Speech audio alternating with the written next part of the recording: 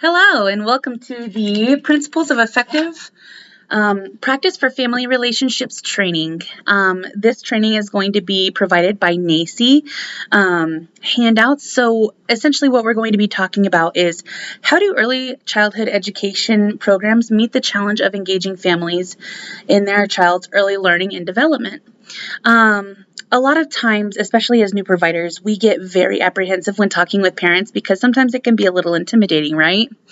Every now and then we meet parents that we completely gel with so well, and other times there are parents that can seem a little apprehensive or standoffish.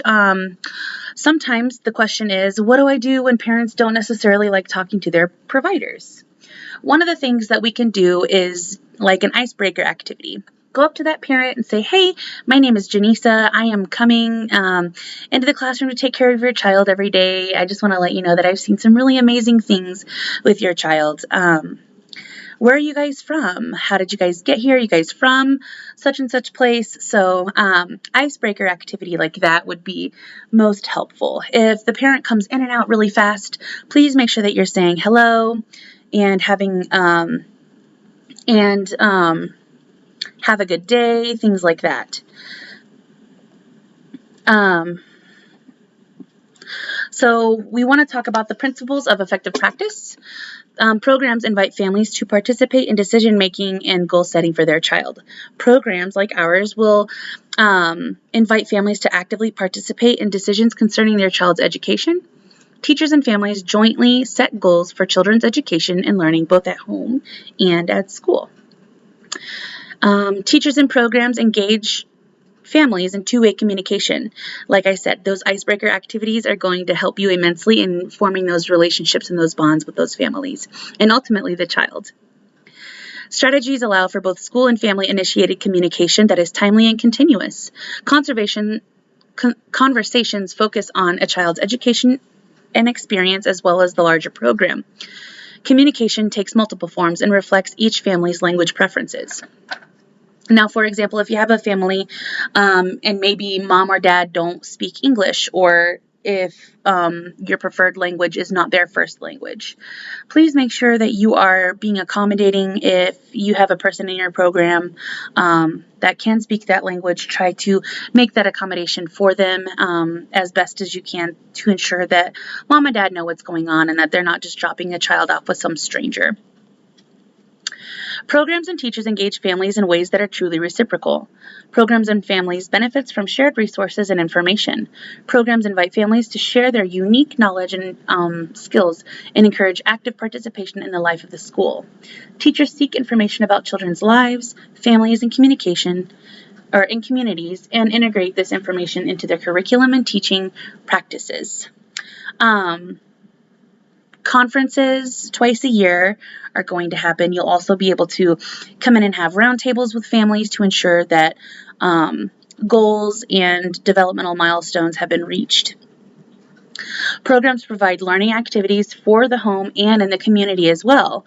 So programs use learning activities at home and in the community to enhance each child's learning and encourage and support families' efforts to create a learning environment beyond the program. Sometimes you'll have parents ask, like, what can I do at home to work on this skill with my child? Well, you'll have a slew of resources and even some activities that you do in the classroom that parents are more than welcome to try at home as well. Programs invite families to participate in program-level decisions and wider advocacy efforts.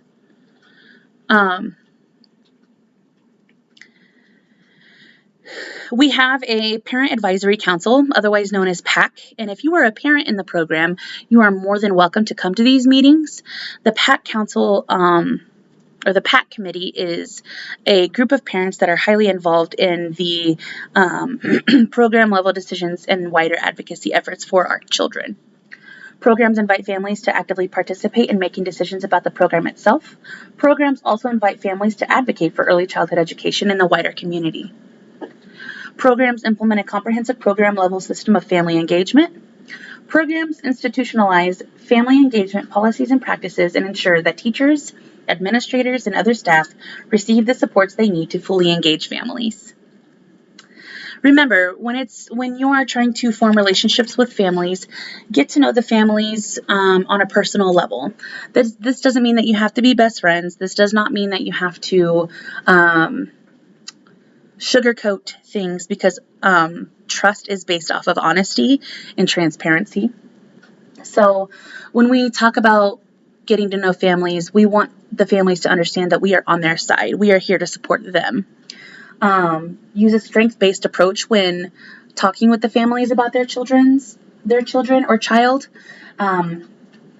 Focus on what the families are doing well, not just all of the negative things. In early childhood education, we use this Oreo method. It's something great, something not so great, and then something great again. We always want to make sure that we are ending the conversation on a good note, on a high note, outlining the children's mastered skills, all of the things that they do well, but also while still ensuring that the parents know about any concerning behavior or any developmental milestones that have not been met. Lead with compassion. Families may be facing difficult circumstances. Respectfully ask if there's anything going on in their lives that may impact the child's participation in relationships in the program. Maybe mom just had a new baby, or maybe daddy just deployed. When working with military children especially, there are some adverse experiences that these children do have to go through, unfortunately, and sometimes it's harder for them to deal with these things. So we just want to make sure that we support them and help them in any way, shape, or form. Listen for the family's priorities. What social, emotional, and developmental goals are important to the family? Other resources and strategies to help the family meet these goals. Remember, you always have access to military family life counselors, and there's also going to be extra resources at the military family, at the MNFRC, the Military Family Resource Center, sorry. So please just make sure that you're reaching out and also letting your director know of any of these struggles in your classroom too, because she will be able to help you commandeer and really get through those struggles and those challenges. Communication and respect.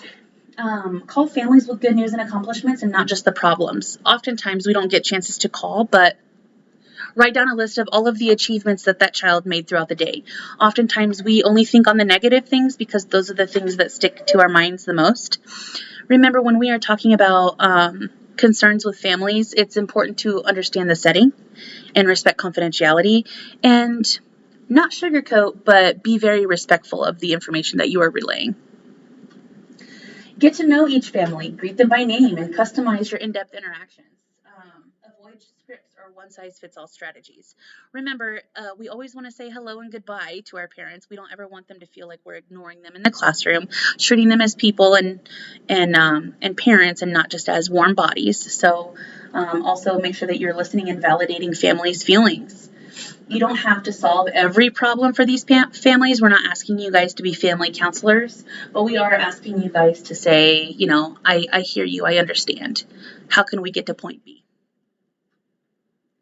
Relationships. Treat families as partners. Again, you guys both have a personal stake in the welfare of this child. So avoid the staff versus families mentality, and view families as your team members, because ultimately you are going to want to partner up with this family to help this child get back on track, or to get them on a track if they're new in your classroom. That's especially important. Include caregivers and support staffs in orientation or introductory meetings. It's reassuring for families to become familiar with the people that their children interact with on a daily basis, especially because if some of them are new to the program, or if they have been in the program since the child was 6 weeks old, typically they already know who you are. But in the event that they don't, please make sure that you introduce yourself and come off personable and very endearing and understanding.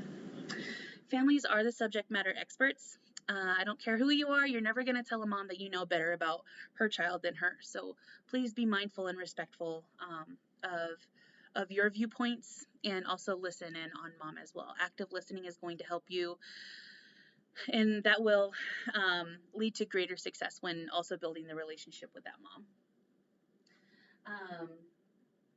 utilize their expertise when it comes to children's behavior. This is going to be especially important when you are raising concerns about the children in your care. Let's say that they started biting, or maybe they started hitting or running around the room with their shoes off. When you guys are raising those concerns, please make sure that the conversations with the families are respectful and that you're engaged in a reciprocity, back and forth conversation, and not just you talking the whole time, because mom and dad certainly have things to say, and we want you to be able to hear them out as well.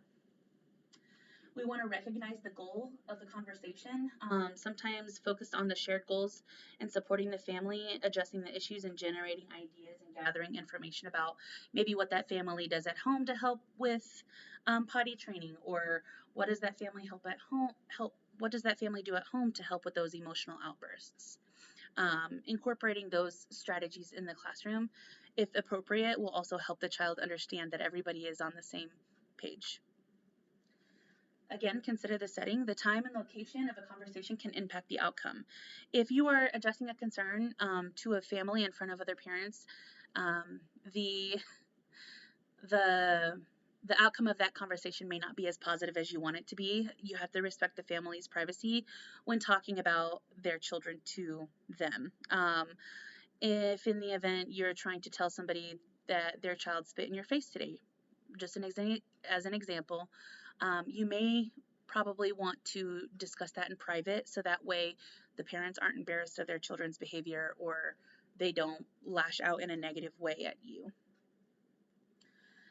Find a time that works best for families, for sure. You can say something like, I'd like to be able to talk today. Can we talk now, or will this afternoon be better for you? In a personal meeting, use a comfortable space that allows for privacy and protecting confidentiality.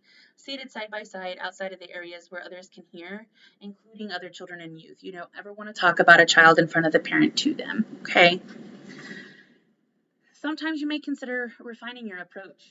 Expressing the understanding to families is important, and it impacts the way that your families receive the messages that you're giving. You want to establish regular communication and acknowledge the youth's strengths regularly to make conversation easier when issues do arise. Because again, we want to use that Oreo method. We want to say 100 good things, maybe like 2 or 3 negative things, and then continue on with a bunch of really good things. Again, we don't try to sugarcoat it, but be as honest and transparent as possible, because if you are not honest with the parents are not going to be able to help you. Acknowledge the parents' efforts. The stress and perspectives of these conversations can be very, very difficult, especially if mom already knows that these behaviors are happening, or if dad already knows that these behaviors are happening, and maybe they don't know how to help their own child. Acknowledge that you see them, you see that they are trying, but we may need to express or explore other avenues. Be direct and sensitive. Avoid blaming, judging, and threatening expulsion. Ask for input and listen patiently. Okay?